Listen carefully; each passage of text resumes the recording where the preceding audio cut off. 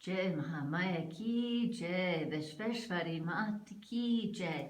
In our last discourse, we heard about Mahisa's minister going to the Divine Mother, his name was Tamra, and tried to convince her to marry Mahisa, and instead she laughed very loud and made other sounds, and he got petrified and ran back to Mahisa.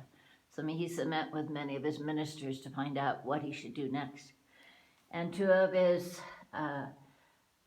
powerful warriors said that they would lead their troops and kill the Divine Mother. So here we are at chapter 13. Vedavyasa said to the king, the two powerful Divanabhas, Baskala and Dharamukha, well versed in the arts of warfare, went out for battle, maddened with their powers.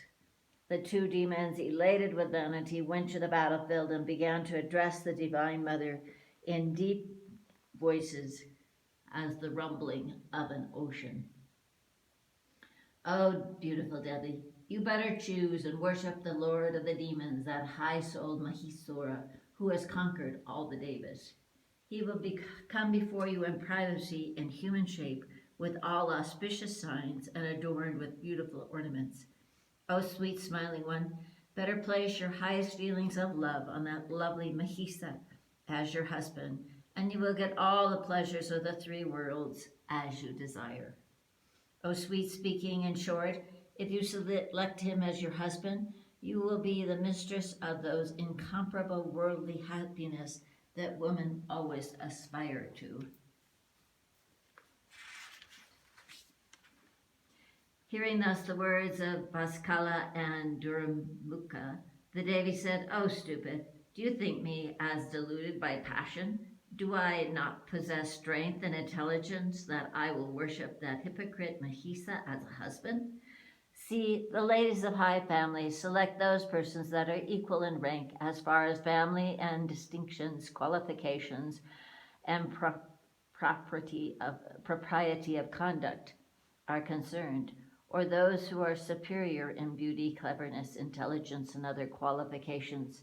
Then how can I, Devi, becoming passionate, worship the worst of all beasts, the beast Mahisa? O two demons, go immediately to your king, Mahisa, resembling in his body like an elephant and having a pair of horns, and tell him, go either to Patala, the nether regions, or come and fight with me. The Lord of the Devas will no doubt be happy if the war ensues.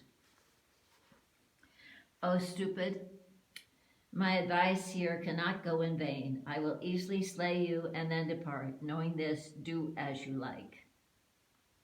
O beast, without conquering me, you would get no shelter either in the heavens or in this earth or in the caves of the mountains. Hearing thus, the two powerful demons with eyes reddened with anger firmly resolved to fight and took bows and arrows in their hands. The Devi then made a terrible noise and fearlessly stood there.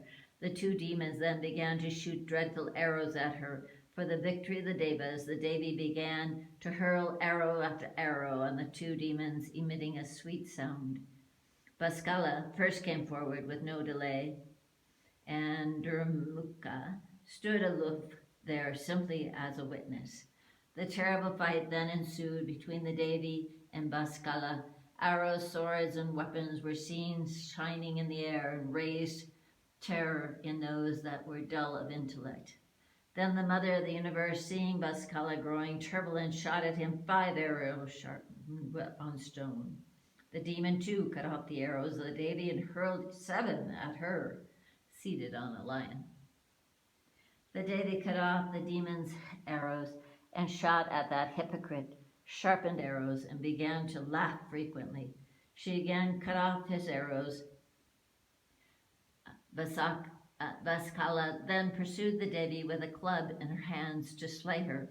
Seeing the arrogant demon with club in his hand, Chandika Devi struck him down on the ground with her own club. The very powerful demon fell down on the ground, but rose up within a very short time, hurled again at Devi his club. Seeing him again attacking her, the Devi got angry and pierced him with her trident. Vaskala fell down, thus pierced, and died.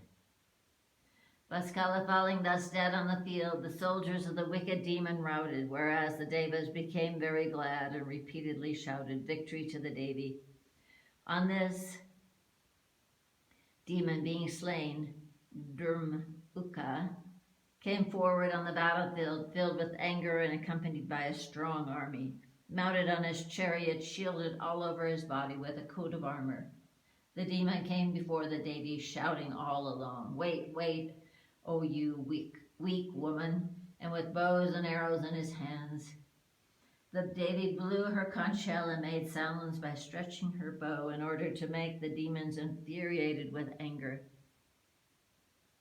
The demon then began to shoot sharp arrows after arrows like poisonous snakes.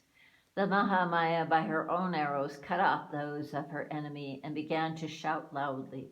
The fight then raged furiously when both parties began to use arrows and various other weapons.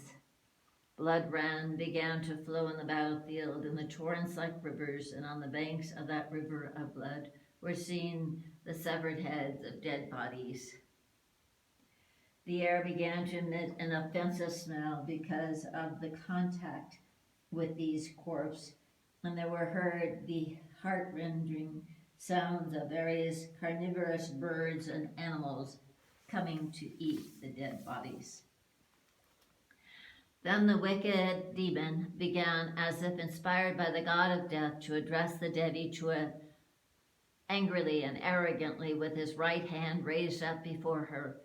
"Your brain has become perverted. Fly away just now, or I will send you unto death. Or you better accept the proud Mahisa, the lord of the demons, as your husband." The Devi said, "O villain, I see your death at hand this very day. Therefore you are deluded and therefore raving like a madman. I will kill you today like Vaskala. O dull-witted one, better fly away, or if you prefer death, then wait. I will slay you first, then the dull-witted Mahisa, the son of a she-buffalo." Hearing thus, Durmuka, as if prompted by death, hurled dreadful arrows on the Devi. Instantly the Devi too cut off all his arrows and, infuriated with anger, pierced that Danava by sharpened arrows. The fight then turned out very dreadful. Weak persons becoming very afraid, and strong persons become very excited. Instantly the Devi cut off the Asura's bow and broke his chariot by 5 arrows. On seeing his chariot broken, the powerful Durmuka attacked on foot the Devi with his club, very hard to overcome.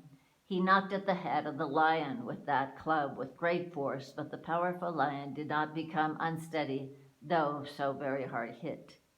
Seeing the demon thus standing before her, the goddess Ambika cut down his head by her sharpened axe. On his head being thus severed, Durmuka fell down dead on the field. The band of immortals then loudly shouted, "Victory to the Devi." When Durmuka was slain, the immortals from the celestial space began to chant praises and hymns to the Devi, showered down flowers on her head, and gave shouts of victory to the Devi. The Rishi cities, Gandharvas, Kinnaras, all became very glad and began to praise the Divine Mother. Here ends the 13th chapter, the 5th book, on the killing of Vaskala and Durmuka in the Srimad Devi Bhagavatam, the Mahapuran of 18,000 verses by Maharishi Veda Vyasa. Jai Maha Maya ki jai, Hare Kandeshwari Mata ki jai, Vishveshwari Mata ki jai, Bole Baba ki jai.